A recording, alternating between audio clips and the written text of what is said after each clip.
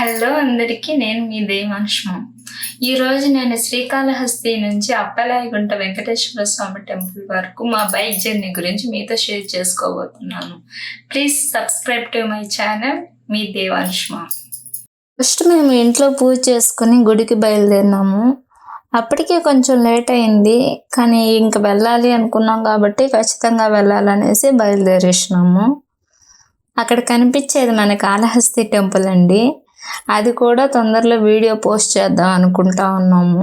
మనము అప్పలాయగుంటకి వెళ్ళాలంటే కాళహస్తి బస్సులు ఎప్పుడు ఉంటాయండి. కాళహస్తి నుంచి తిరుపతికి అట్లా వెళ్ళి బస్ స్టాండ్లో దిగేసి అక్కడి నుంచి వెళ్ళొచ్చు అప్పలాయగుంటకి. కానీ మేము బైక్లో స్టార్ట్ అయ్యాం కాబట్టి మేము పెట్రోల్ కొట్టించుకొని బయలుదేరినాము. అక్కడ కనిపించేది కాళహస్తి ఆర్చ్ అండి. అక్కడి నుంచి స్ట్రైట్గా బయలుదేరేసినాము. వెళ్తూ ఉంటే పచ్చిగా పొలాలు కనిపించినాయి. చిన్నప్పుడు బాగా ఆడుకునే వాళ్ళము, అప్పుడప్పుడు వెళ్ళే వాళ్ళం. పని రాకపోయినా కూడా జామకాయలకి అలాంటి వాటి కోసం కాయల్లోకి వెళ్ళే వాళ్ళం మేము. అలా పోతూ ఉంటే వీడియో తీసుకున్నాము. అక్కడి నుంచి నేరుగా వెళ్తూ ఉన్నాము. ల్యాంకో అండి కనిపించేది.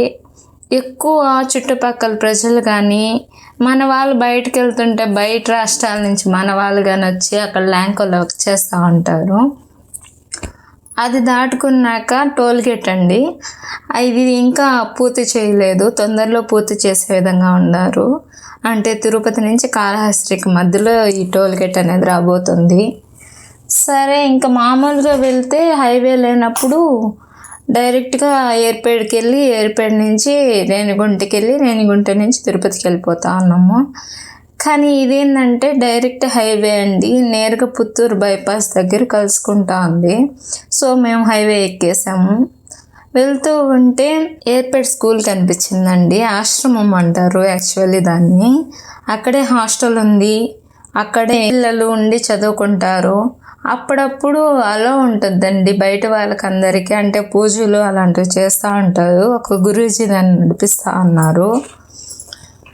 ఇంక వెళ్తూ ఉంటే ఈ కాగితాల చెట్లు చూస్తుంటే ఒక విషయం గుర్తొచ్చిందండి. మామూలుగా మేము కాగితాల పూలు అంటాము, మీ సైడ్ ఏమంటారో కామెంట్ చేయండి. ఆ కాగితాల పూలు చూసినప్పుడు మా అమ్మమ్మ వాళ్ళ విలేజ్ నెల్లూరు దగ్గరండి. నెల్లూరుకి వెళ్తున్న ప్రతిసారి నేను వెంకటగిరిలో బస్సు ఎక్కాలి అమ్మమ్మ వాళ్ళ ఊరికి వెళ్ళాలంటే. నేను ఎప్పుడు రైట్ సైడు విండో సీటే కావాలని చెప్పి ఏడ్చి మరీ కూర్చునేదాన్ని. ఎందుకంటే రైట్ సైడ్ వెళ్తున్నప్పుడు కాగితాల పూలు చాలా రంగులు రంగులుగా హైవేలో మొత్తం ఉండేది. గూడూరు దాటిన వెంటనే ఎప్పుడెప్పుడు వస్తుందా రూటు అని వెయిట్ చేస్తూ ఉండేది. అక్కడ కూర్చొని కాగితాల పూలు ఈ కలరు ఈ కలరు ఈ కలరు అని చెప్పి అరుచుకుంటా బాగా కొంచెం ఎంజాయ్ చేస్తూ చూసేదాన్ని. అప్పటికి టైం అయిపోవడంతో నా కొడుకు ఆకలి నడిచినాడు. అప్పుడు ఇంకా దగ్గరే షాప్ ఉంటే చిన్న హోటల్కి వెళ్ళాము. వాడికి చాలా ఇష్టం పొంగల్ అంటే, సో పొంగల్ ఆర్డర్ చేసాము. వచ్చింది, తిన్నాము. అక్కడి నుంచి నేరుగా బయలుదేరదామని చెప్పి చూస్తే మేము చాలా రోజులు అయిందండి అక్కడికి వెళ్ళి గుడికి. లాస్ట్ టైం ఎప్పుడో వెళ్ళామనుకుంటా 2 years 3 years బ్యాక్. మళ్ళీ వెళ్ళలేదు. ఇప్పుడే వెళ్ళటం కాబట్టి రూట్ మర్చిపోయాం మేము. అప్పుడు కూడా ఎవరో పిలిస్తే వాళ్ళు కూడా వెళ్ళాము కారులో, సో గుర్తులేదు. అక్కడి నుంచి నేరుగా మ్యాప్ పెట్టుకొని వేరే వాళ్ళని అడుగుతుంటే బస్సు వెళ్తుంది, బస్సును ఫాలో అవ్వండి, కొంచెం టర్న్ అయ్యారంటే కింద నుంచి వెళ్ళిపోండి పూడి సైడు అని చెప్పారు. సో అక్కడి నుంచి బయలుదేరి బస్సును ఫాలో అవుతూ వచ్చి కిందికి దిగి పూడి సైడ్ వెళ్ళామండి. పూడి దగ్గర నుంచి నేరుగా వెళ్తూ ఉంటే అక్కడ గేట్ పడింది, railway gate, Pudi railway gate అంట. సో అక్కడ చూస్తూ ఉన్నాము. ట్రైన్ చాలా రోజులైందండి మేము ఎక్కి. ఈ పెళ్ళయ్యాక ఈ 5 yearsలో నేను ఏ రోజు ట్రైన్ ఎక్కలేదు. మరి అంత అవసరం ఏం రాలేదు. మేబీ ఇంక వెళ్ళొచ్చేమో, ఏదన్నా జర్నీ చేయొచ్చేమో. సో ట్రైన్ చూసేసరికి నా కొడుకు నాన్న ట్రైను అమ్మ ట్రైన్ అని అరుస్తూ ఉన్నాడు. సో అక్కడి నుంచి గేట్ ఎత్తేసాక మళ్ళీ మేము బయలుదేరామండి. గేట్ దాటంగానే అక్కడ సచివాలయము అవన్నీ రూట్ కనిపించాయి. సరే, ఇంకా గూగుల్ మ్యాప్లో కొడితే ఇదే రూటు అని చెప్పి చూపించాయి. సరే, ఇంక ఇదే రూట్ కదా, నేరుగా వెళ్ళిపోతే వస్తుందిలే అని చెప్పి లోపలికి వెళ్తా ఉన్నాము. అయితే ముఖ్యంగా మనం తెలుసుకోవాల్సిన గుడికి వెళ్ళాలంటే ఆ గుడి యొక్క విశిష్టత, అంటే అసలు ఆ గుడి ఎందుకు అంత ప్రాముఖ్యమైంది అని మనం తెలుసుకోవాలి కదా. సో ఇప్పుడు నేను నాకు తెలిసిన విషయం గురించి చెప్తున్నాను. శ్రీ వెంకటేశ్వర స్వామి నారాయణవనంలో ఆకాశరాజు కుమార్తె పద్మావతిని వివాహమాడి తిరుమలకు కాలినడకన బయలుదేరి వెళ్తూ అప్పలాయగుంటలో తపస్సు చేసుకుంటూ సిద్ధేశ్వర స్వామిని అభయహస్తంతో ఆశీర్వదించాడంట. ఈ ఆలయంలో కొలువుదీరాడు. తరువాత ఇక్కడి నుంచి కాలినడకన తొండవాడలోని అగస్త్యేశ్వరుని దర్శించి తరువాత సమీపంలో ఉన్న శ్రీనివాస మంగాపురంలో 6 నెలలు ఉండి అక్కడ నుండి శ్రీవారి మెట్టు ద్వారా తిరుమల చేరాడని స్థల పురాణం. అంటే ఆ స్థలానికి ఒక విశిష్టత ఉండదు కాబట్టి అక్కడే ఉన్నాడు అనేసి ప్రజలు బాగా నమ్ముతారు. ఎందుకంటే తిరుమలకి దరిదాపుల్లో ఉన్న ఏ గ్రామాలను ఎత్తుకున్నా కూడా ఒక్కొక్క గ్రామానికి ఒక్కొక్క చరిత్ర ఉందని ఎవరో ఒకరు చెప్తూనే ఉంటారు. ముఖ్యంగా వెంకటేశ్వర స్వామికి, లక్ష్మీదేవికి ఇష్టమైన పువ్వులే అంటే ఎవరైనా చెప్పేస్తారు తామర పువ్వులు అనేసి. గుడికి నేరుగా చెరువులో చాలా తామర పువ్వులు కనిపించాయండి. చాలా అంటే చాలా. అది ఎవరైనా వేశారా, స్వయంగా వచ్చాయా అనేది మాత్రం మనకు కరెక్ట్గా తెలియదు, కానీ చాలా తామర పూలు ఉన్నాయి. ఫొటోస్ తీద్దాం అనుకున్నాం కానీ క్లారిటీగా కనిపించలేదు, కొంచెం ఎండ ఎక్కువగా ఉన్నింది, సో తీయలేకపోయాము. సరే ఇంకా వచ్చేసామండి గుడిలోకి. గుడిలోకి వెళ్తూ బయట ఒక బోర్డు చూసామండి, ఉచిత వైద్య శిబిరము అని ఉన్నింది.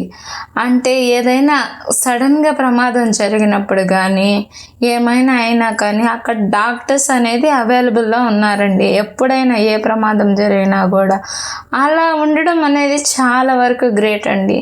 ఏదన్నా గుడిలో అన్నప్పుడు ఏదన్నా హఠాత్తుగా జరిగినప్పుడు అలా దగ్గర ఉండడం వల్ల ఏ అశుభము అంటే అక్కడేమన్నా ఎవరికైనా ఇబ్బంది పడ్డము అలాంటివి ఏవి జరగకుండా ఉంటాయండి. సరే ఇంక టైం అయిపోతుంది కదా అనేసి కొబ్బరికాయ తీసుకొని లోపలికి బయలుదేరాము. మేము లోపలికి వెళ్ళేసరికి కొంచెం ఎక్కువ మందే ఉన్నారండి, ఎందుకంటే మేము వెళ్ళింది శనివారం రోజు వెళ్ళాము. సో అప్పటికే కొంతమంది భక్తులు అనేది వెయిట్ చేస్తూ ఉన్నారు క్యూ లైన్లో. మేము వెళ్ళి క్యూ లైన్లో నిల్చున్నాము. కొంచెం లేట్ అయిపోతుంది కదా అని చెప్పి ఎదురు చూస్తూ ఉన్నాము. లోపలికి వెళ్ళిన కాసేపు చూస్తే అక్కడ బోర్డులు పెట్టున్నారు, లోపలికి అలో లేదు, కెమెరాస్ వీడియోస్ తీయకూడదు అనేసి. సో ఇంకా వాళ్ళు తీయకూడదు అన్నప్పుడు మనం డేర్ చేసి తీయకూడదు కదా. సో అందుకనేసి మేము అక్కడ పెట్టేసి లోపలికి అనేది బయలుదేరేసాము. దేవుని దర్శించుకొని బయటకు వచ్చాక ఉచిత ప్రసాదాలు అవి ఇస్తా ఉన్నారు. సరే కూర్చున్నాం, చాలా క్యూ ఉన్నింది. ఖచ్చితంగా ఇంకా దేవుడి ప్రసాదం కదా, తినాలి కదా అనేసి కాసేపు వెయిట్ చేసి మళ్ళీ బయటకు వచ్చేసి బయట అంతా ఎన్విరాన్మెంట్ అంతా వీడియో తీసామండి. లోపల దేవుడు చూసేదానికి మనకు అలో లేదు కాబట్టి మాకు దొరికిన ఫొటోస్, అంటే ఆ గుడి లోపల ఇలా ఉంటాడు వెంకటేశ్వర స్వామి అనే వీడియో ఫొటోస్ ఏమన్నా ఉంటే మేము మీకు అందించాలనుకుంటా ఉన్నాము. కానీ ఒక్క విషయం అండి, అప్పటి వరకు క్యూ లైన్లో నిల్చుకొని విసుక్కొని ఆ ఎండకి తట్టుకొని అంత బాధపడినా కూడా ఆ ఒక్క నిమిషం ఏదైతే మనం దేవుణ్ణి దర్శించుకోవడానికి ఉంటామో ఆ ఒక్క నిమిషం మనకు అన్ని అనుభూతులు కలుగుతాయండి. అంటే అప్పటికి బాధ, కోపం, విసుగు అన్నీ ఎలా పోతాయో తెలీదు.